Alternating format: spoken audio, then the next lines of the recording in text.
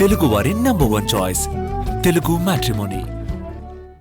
తెలుగు రాష్ట్రాల్లో గోదావరి ఉగ్రరూపం దాల్చింది. నదీ పరివాహక ప్రాంతాల్లోని చాలా గ్రామాలు జలమయమయ్యాయి. లోతట్టు ప్రాంతాలు ఇంకా జల దిగ్బంధంలో ఉన్నాయి. మరోవైపు పంటలతో పాటు పొలాలు దెబ్బతినడం, ఇసుక మేటలేయడంతో రైతులు కన్నీటిలో మునిగిపోయారు. తెలుగు రాష్ట్రాల్లో గోదావరి ఉగ్రరూపం దాల్చింది. నదీ పరివాహక ప్రాంతాల్లోని చాలా గ్రామాలు జలమయమయ్యాయి. లోతట్టు ప్రాంతాలు ఇంకా జలదిగ్బంధంలో ఉన్నాయి. నిర్మల్ జిల్లా బాసరలో గోదావరి ఉధృతంగా ప్రవహిస్తోంది. ఎస్బీఐ ఈవో కార్యాలయంలోకి వరద నీరు చేరింది. ఎగువ ప్రాంతం నుంచి వరద ప్రవాహం తగ్గితే బాసర తేరుకునే అవకాశం ఉంది. ఎగువన కురిసిన వర్షాలకు తోడు గోదావరి బేసిన్లో ప్రాజెక్టుల గేట్లు ఎత్తి నీటిని విడుదల చేస్తున్నారు. దీంతో గోదావరి నది ఉగ్రరూపం దాలుస్తోంది. భద్రాచలం దగ్గర వరద నీరు రెండో ప్రమాద హెచ్చరికకు దగ్గరగా వచ్చింది.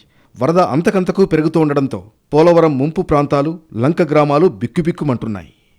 తెలంగాణలోని సింగూరు, ఎస్ఆర్ఎస్పీ, నిజాం సాగర్, ఎల్లంపల్లి, దుమ్ముగూడెం ప్రాజెక్టుల గేట్లను ఎత్తి నీటిని విడుదల చేస్తున్నారు. దీంతో భద్రాచలం దగ్గర నీటి మట్టం పెరుగుతోందని అధికారులు అంటున్నారు. అటు ధవళేశ్వరం కాటన్ బ్యారేజీ వద్ద గోదావరి ప్రవాహం పెరుగుతోంది. దీంతో 175 గేట్లను ఎత్తి దిగువకు నీటిని వదులుతున్నారు ఇరిగేషన్ అధికారులు. ఈ సీజన్లో అంబేద్కర్ కోనసీమ జిల్లాను వరద తాకడం ఇది మూడోసారి. గోదావరి ఉధృతి పెరుగుతుండడంతో జలాశయాల నుంచి నీటిని ముందుగానే విడుదల చేస్తున్నారు అధికారులు. మరో 2 రోజులు పరిస్థితి ఇలాగే ఉంటుందని, అప్రమత్తంగా ఉండాలని అధికారులు హెచ్చరిస్తున్నారు. ప్రవాహం మరింత పెరిగితే లంకలు మునిగిపోయే ప్రమాదం ఉంది. వారం తిరగకుండానే గోదావరికి మళ్లీ వరద రావడంతో లంక గ్రామాల ప్రజలు ఆందోళన చెందుతున్నారు.